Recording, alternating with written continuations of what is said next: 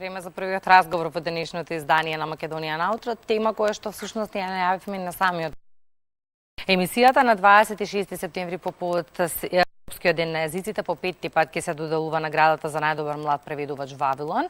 Деталите ги дознаваме од нашите гости. Велам добро утро за Љубица Арсовска, инаку председател на Сдруженијето на преведувачи и толкувачи. Дел од Сдруженијето на преведувачи и толкувачи на Република Македонија. Добро ни дојдовте. Никола Гелинчевски е заедно со неја, еден од првите учесници и наградени на конкурсот. Добро утро, Никола, добро дојдовте и ви. Наградата Вавилон прв пат е доделена во 2014 година, така некако започна оваа приказна. Да, всушност иницијативата за наградата беше поведена од делегацијата на ЕУ во Република Македонија во 2013 година и се совпадна и со желбите на Сдруженијето на преведувачи и толкувачи да имаме некоја награда, така што се здруживме и дојде до оваа многу уникатен конкурс и награда. Посебноста на овој конкурс е во тоа што, за разлика од слични некои конкурси и награди што постојат во Европа, во нашиот конкурс се учествува со преводи од сите јазици на Европска Унија на сите јазици кои се говорат во Република Македонија. Замислата на овој конкурс и награда е да се поттикнат младите да преведуваат од повеќе јазици и да се вклучат преведувачи од повеќе националности во Република Македонија, да се зголеми културната ризница преку литературен превод. Споминавте да се поттикнат младите. Успевате ли во тоа низ години, од 2014 па наваму? Каков е впечатокот? Расте ли бројот на оние кои што аплицираат на конкурсот? Интересот варира од година до година и не можеме да изведеме заклучок од што зависи кога е поголем, кога е помал. Годинава, например, имавме 16 пријави, што е еден пристоен број. Интересот го гледаме на работилниците, за подготовка, каде што ги објаснуваме критериумите, работата на двете комисии, кои ги прегледуваат преводите, сериозноста на пристапот кон книжевен превод. Тука имаме, обично се многу добро посетени тие настани и секогаш очекуваме многу повеќе од тоа што на крај ќе се добие. Веројатно е малку и како да кажам, тешко да се одлучи некој конечниот превод да го даде. Ама затоа Никола ќе може повеќе да каже. Тој се реши да го даде заедно со една колешка и беше успешно. Никола, споменавме, вие сте еден од првите учесници наградени на конкурсот. Како решивте да се пријавите? Навратете се сега години наназад? Тоа беше пред 5 години. Значи, јас работев заедно со една моја колешка, Зорица Петковска, феноменален преведувач исто така. И ние баш чекавме таква можност каде што би можеле да покажеме дали не бива, па дури да се пробаме ако не бива. Ние сме многу благодарни што воопшто наградата постои за да се потврди и да се испочитува нечи труд.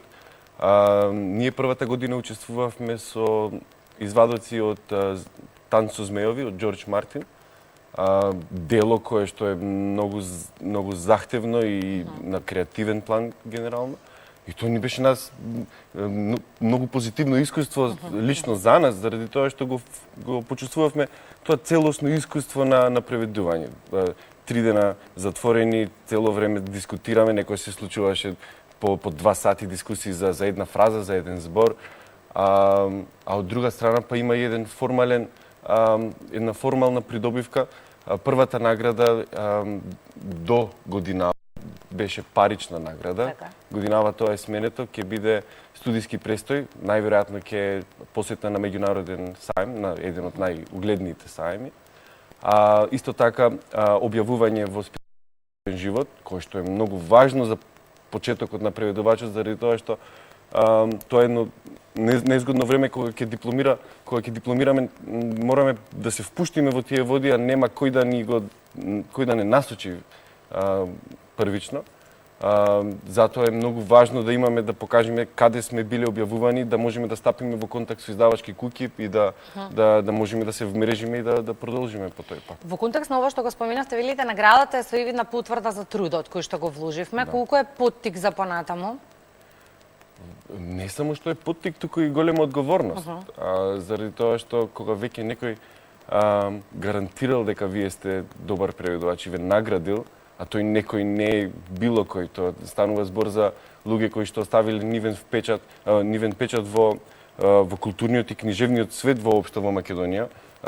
Не знам дали ќе имаме време да спомнеме за комисиите, има 2 комисии и во целиот процес се вклучени книжевници, писатели, преведувачи, наши учители, и да добиете потврда од такви луѓе, тоа е неверојатно за млад преведувач.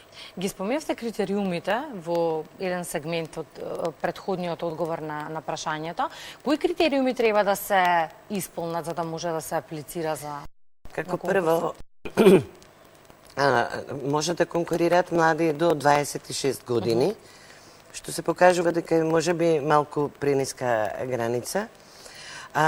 Не е важно дали се студенти на филолошките факултети, апсолутно не е важно, може било кој кој чувствува дека доволно го владее изворниот јазик, како и собствениот цилниот јазик.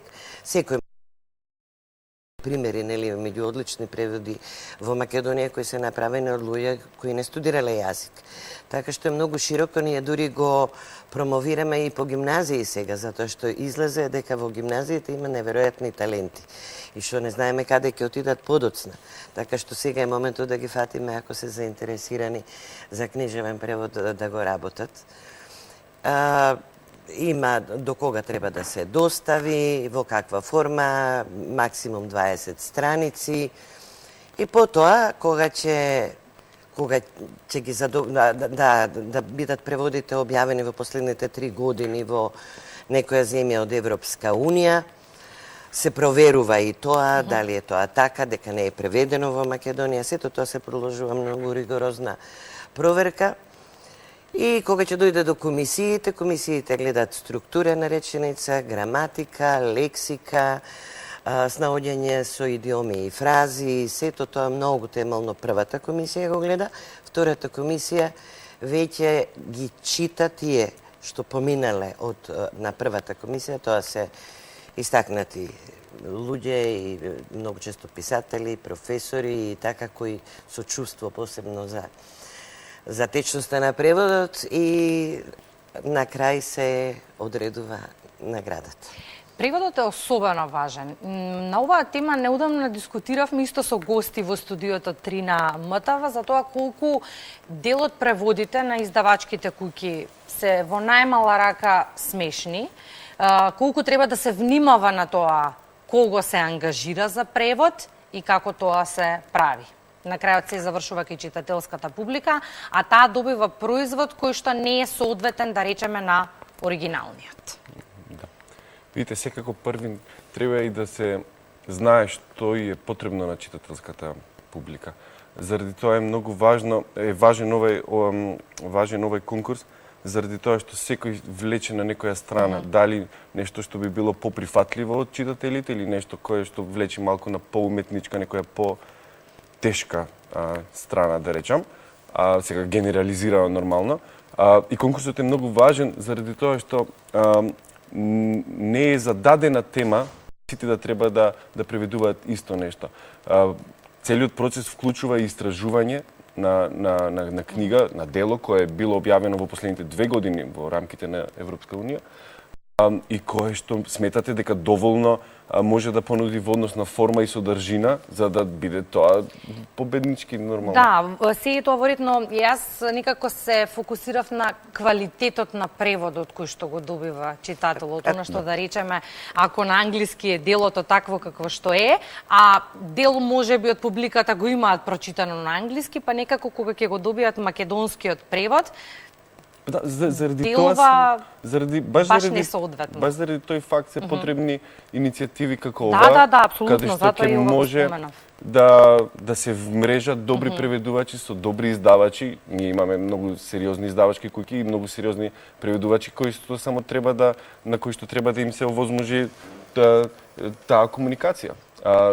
Целиот процес имаше издавачки куќи кои што беа присутни, ако не во процесот, барем на работилниците и на забавите кои што ги организира Сдруженијето. И знам дека конкретно во нашиот случај имаше издавачки куќи кои беа информирани дека сме превеле дело кој е многу популарно, Танц на змеови. Не мораше ние да пристапиме. Токму ова некако се надоврза и на прашањето. Ве контактираат веројатно? Па, не баш многу. Издавачките куќи имаат определен број на своји преведувачи со утврдени цени и нешто не се впуштаат премногу кон нови млади преведувачи. Има убави исклучоци. Меѓутоа, сакав да кажам дека и на работилниците, а и како една од целите на Сдруженијето на преведувачи и толкувачи, се има поставено за цел подигање на квалитетот.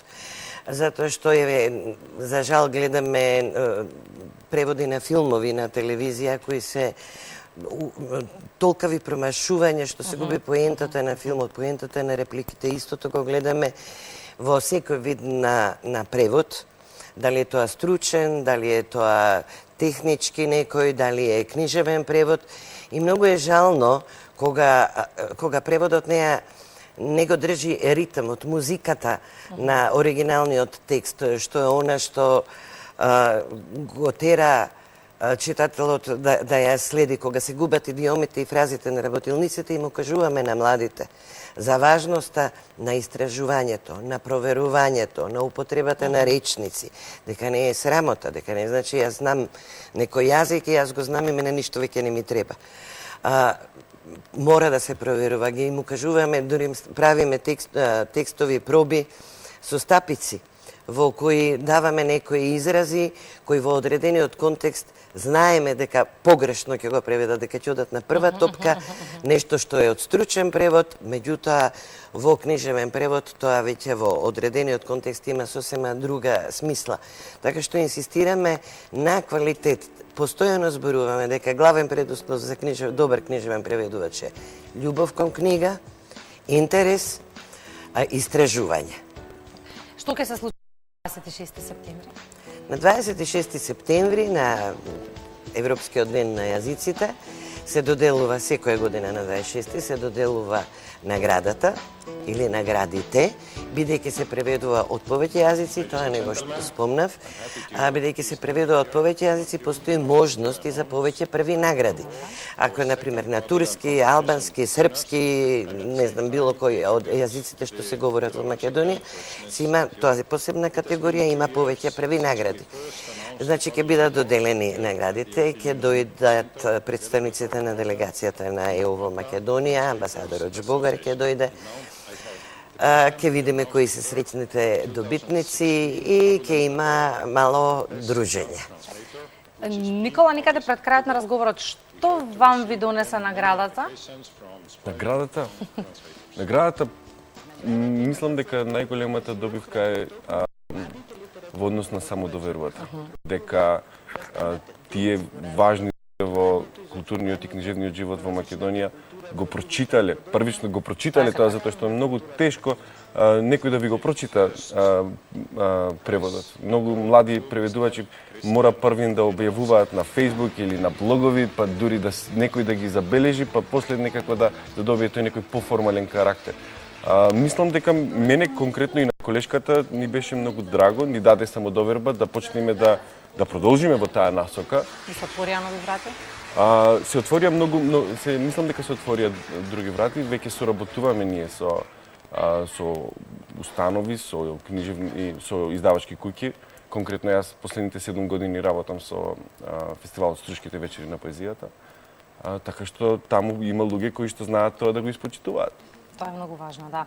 Ние може по 26 септември повторно да закажеме средба, споминавте ќе видиме кои ќе ги добијат наградите, па никако со добитниците на наградите овде во студија? Би било прекрасно, би било многу добро, а во меѓувреме повелете, значи на 26 во 18 часот во клубот МКЦ почнува церемонијата на доделување и ќе биде забавно. Така што ги повикуваме и тие што се пријавија да учествуваат на конкурсот, и нивните пријатели, и сите идни кандидати за наградата, и сите што ги интересира книжевен превод, и сите што сака да се забавуваат, да повелат во 18 часот МКЦ 26. Медиумска поддршка имате од нас, ние секако се гледаме, а по 26 со видео и фотографии и добитниците на награди во студио. Благодарам за гостување. Останете на првиот канал.